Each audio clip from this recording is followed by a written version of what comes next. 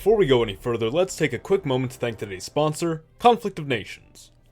Conflict of Nations is a free-to-play online PvP strategy game that lets you take control of a country, build an army using several land, naval, and air units, and fight up to 128 players in real-time games that test your strategic planning and can last for weeks. Now you can take the game wherever you go since you can play with the same account on PC and mobile. I think you'll really appreciate the over 100 beautifully modeled modern weapon systems, including the nuclear ballistic submarine, combat attack helicopters, stealth strike fighters, airborne infantry units, and many more. If you enjoy geopolitics, you'll have a blast playing this game. Follow the link in the description to get 13,000 gold and a 1-month premium membership absolutely free, but be sure to act quick because this offer only goes for the next 30 days. Don't miss out. Now, back to the video. Catholics in America are a unique group. Like the Baptists of the Southeast or the Lutherans of the Upper Midwest, Catholicism has had an important role to play in shaping a distinctly Catholic American culture. Catholicism in what would eventually become the United States predates the country, with the colony of Maryland having originally been established as a haven for Catholics facing persecution in Britain. The colony, however, was quickly overwhelmed by a much larger Protestant population, and the faith was suppressed until the War for Independence. The Declaration would have but one Catholic signatory, and of course that delegate would be from Maryland. Catholics only comprised about 1% of the total American population at the time and were largely of Anglo, German, and French extraction, but with old religious divisions still lingering, anti-Catholic sentiment was fairly widespread. Regardless, after independence, the infrastructure for the Catholic Church began to be established in the new country, with the first diocese in the US coming into existence in 1789. The Catholic population would boom in the 1800s, largely spurred on by waves of immigration primarily from Ireland and Germany. By the mid-century, Catholics had grown to nearly 10% of the total population and had established strongholds in the mid-Atlantic and across the Great Lakes, with smaller pockets along the border with Mexico, in Louisiana, and along the border of Quebec. Of course, tensions between the faiths would rise once again. For many Protestants in the US at the time, Catholicism constituted a foreign element. The faith was an essential signifier of foreign origin given how few Catholics had existed in the country at its inception. But beyond this came a deeper ideological divide that stemmed from the inherent culture of Catholicism and how it differed from that of Protestantism. Protestantism, of course, places emphasis on the individual's relationship with God and personal interpretation of Scripture, generally holds to a more decentralized Presbyterian or congregational structure which hoists greater power but also greater responsibility on individuals and individual communities, and will tend to be more open to change from within as interpretations of Scripture change over time. That distinction must be made as despite being more open to internal change, Protestantism can become radically hostile to forces regarded as foreign or incompatible. Generally speaking, this creates a more egalitarian, democratized, progressive culture, which places higher value upon personal development, responsibility, and engagement in a social contract without higher earthly authority to directly enforce it. For such cultures, collective adherence to faith and individual enforcement of moral standards is crucial to maintaining order, but does produce a politically freer society, albeit more socially conformist. Catholicism, on the other hand, places emphasis on hierarchy, ritual, and centralization. There is a clear leadership structure, uniformity of moral law, and recognition of how power is distributed. While personal responsibility is still promoted, the burden is more squarely placed upon church leadership, who must hold themselves to a much higher standard, and who, for example, are responsible for absolving the sins and mistakes the average person inevitably falls into. That acknowledgement of sin and confessing it to a moral authority, among other rituals of the church, creates a sense of collective responsibility and a more directly reciprocal relationship between individual and community. That is, a belief that there is only so much any one person can do, but everyone has a role to play, and together the community is able to provide for all. In short, the Catholic culture is inclined to strong central authority and interdependence. In the 1850s, those in America inclined to anti-Catholic views interpreted the culture of the faith as tyrannical, backward, and even opposed to personal wealth and property, and thus deemed it antithetical to American values. This kept something of a social barrier between much of the old stock population and newly arriving immigrants, partially hindering integration. In the years following the Civil War, an additional wave of immigration would follow, introducing Italian and Polish Catholics to the country. By this point in time, Catholics would have formed a major component of the Democrat Party, most especially in urban areas. Additionally, the Catholic desire for an engaged and responsible government paired with the belief in a reciprocal balance between individual and community led Catholics to become major contributors to early organized labor movements, and supporters of government programs which provided for the public.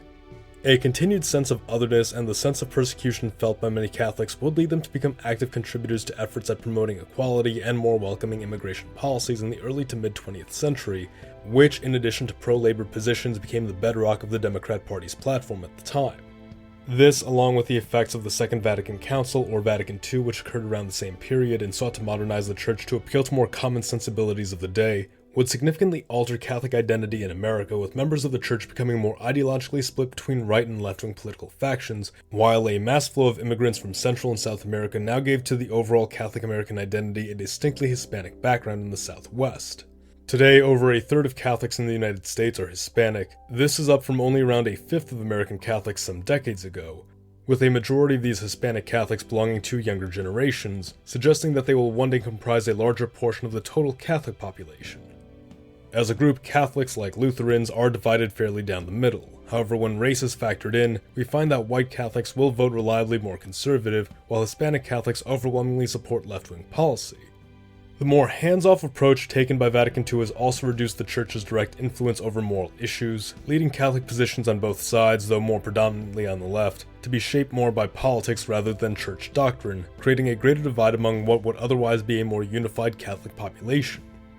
Since the 1800s, Catholicism has stood as the largest single Christian denomination in several states, but unlike the Baptists, who stand largely united in the Southeast under the Southern Baptist Convention, or the Lutherans, who, although divided among various synods, still generally maintain a singular or dualistic culture within a single area dominated by its two largest factions, Catholicism in the US, although externally unified, has come to develop a handful of varying sub-factions and subcultures across various regions and populations with markedly distinct lifestyles, values, and cultural backgrounds, arguably creating not one but multiple Catholic American nations. Let me explain. Let's begin by looking at the Northeast. Within this cultural region, there are three pronounced subcultures: the Catholic nation of the Great Lakes, the Catholic nation of New England, and the Catholic nation of the Mid-Atlantic. In New England and its immediate neighbors, Catholics surpass all denominations of Protestantism combined, forming a significant plurality of the population, with Rhode Island having the highest proportional Catholic population at 42%, followed by Massachusetts, New Jersey, Connecticut, New York, and New Hampshire, with Vermont and Maine following quite a distance behind. In Pennsylvania and Delaware, we find similar proportions to Vermont and see Catholicism stand as the largest single denomination. The proportion of Pennsylvania's Catholic population also skyrockets if we only consider the eastern third of the state. The culture of Catholic New England, however, is only limited to these states here and northern New York, expanding into the Canadian Maritimes but not Quebec, which we might also regard as its own separate nation. New England, or New Britain when including the Maritimes, carries with it a distinctly Anglo-American, Irish-American background with a noteworthy anglicized French-American population along the border. It is one of the most overwhelmingly white parts of the US, with the white population standing at about 90%. The region is well populated, with a population density twice that of the average American state, placing it roughly on par with a country like Spain. The region is well developed, but not heavily urbanized, characterized instead by several prominent towns and small cities. Politically, New England and the Maritimes share a support for progressive interventionist economic policies and moderate to left-leaning positions on social issues. In the US, this has been reflected by general support for the Democrat Party, and in Canada for the Liberal Party, though more variation can be found in the Maritimes. As we pointed out in the seeming disparity between Canadian and American Lutherans over politics, Canadian conservatism differs from American conservatism, most especially in economics, as seen with movements like Red Toryism. While not necessarily very socially conservative in the common understanding, value for hierarchy, order, and authority are well ingrained across New Britain. When adjusted for cost of living, New Britain is remarkably wealthier than other parts of the US, with a per capita GDP some 10% higher than the national average. However, this region also carries one of the heaviest tax burdens, which in turn are invested in robust social services like healthcare and education. Insofar as education, the region ranks highly for college attainment and college quality, being not only one of the most highly educated regions in the US, but the world at large. An interesting carryover from the old Puritan culture of New England, which placed a heavy emphasis upon education. Now, the elephant in the room with regards to New Britain as a Catholic nation is the high degree of irreligiosity in the region. Even among self-described New England and Maritime Catholics, practical adherence to faith is spotty, and a great deal of the region's Catholics are only nominal. Why then should New Britain be regarded as a Catholic nation at all? It is undeniable the impact Catholicism has had upon the culture of the region, despite the minimal influence of the Church itself at present. This makes New England not an actively Catholic American nation, but a culturally Catholic or Catholic-adjacent nation. Catholic-adjacent given the older influence of Puritan and High Church Anglicanism on the region as well, the effects of which can still be observed today. Just due south of New Britain we encounter another nation, one which includes the origin point of Catholicism in the US, the most proportionally Catholic state in the country, and the center of Catholic culture in America throughout the 20th century. This mid-Atlantic nation is defined both by its dense contiguous concentration of Catholics, perhaps the highest concentration in the country, and its unrivaled level of urbanization. Ethnically, the Mid-Atlantic is primarily of Italian and Irish background, with noteworthy German, Polish, Hispanic, and African American populations, along with several smaller minority groups, as this is a fairly diverse part of the country overall. Politically, despite this region trending left in past elections, analysis of the Catholic element alone shows a population which is more socially conservative than their New England counterparts, though still left-leaning when it comes to matters of government intervention and economics. This nation is also noteworthy for the prominence of traditional Latin Mass alongside the New Order Masses, seemingly having the greatest concentration in the entire country and suggesting a more traditionalist Catholic character. The region, on account of its urbanization, is a hub of political, economic, and cultural power, these institutions having helped bring Catholicism to greater prominence during the 20th century. The region, however, is largely contested by multiple factions, all with their own interests, and the Catholics of this region are still polarized along conservative and left-wing lines, preventing them from holding greater influence over the region. Urban flight and a shrinking youth population unable to replace the older generation seems to suggest that the Mid-Atlantic Catholics could face a similar future to those of New England, or worse given the large and ever-growing foreign population attracted to the opportunities of this vast urban area which could subsume the old culture, leaving it with little to no influence. The Mid-Atlantic has been a Catholic nation and arguably the most powerful of the Catholic American nations, but it will require effort from its population if they want to reassert control over it. Moving westward, we find a significant concentration of Catholics along the coast of Ohio, wrapping around Michigan before blooming out in Chicago and across Wisconsin, encroaching upon the dominantly Lutheran upper Midwest. Ohio and Michigan, like Maryland, see Catholicism dominate as their largest single denomination, but Catholics in these states only constitute some 18% of the total population, though once again that proportion rises if we exclude the non-coastal areas. Wisconsin and Illinois rank quite high in their proportions, standing alongside New England states like New Hampshire. Ethnically, the Great Lakes Catholics are primarily of Irish and Central European, largely German and Polish backgrounds. This is among the most quote-unquote homegrown of the Catholic nations, being around 80% white, largely third-generation citizens or higher, middle to upper middle class, and perhaps the most socially conservative of the Catholic American nations.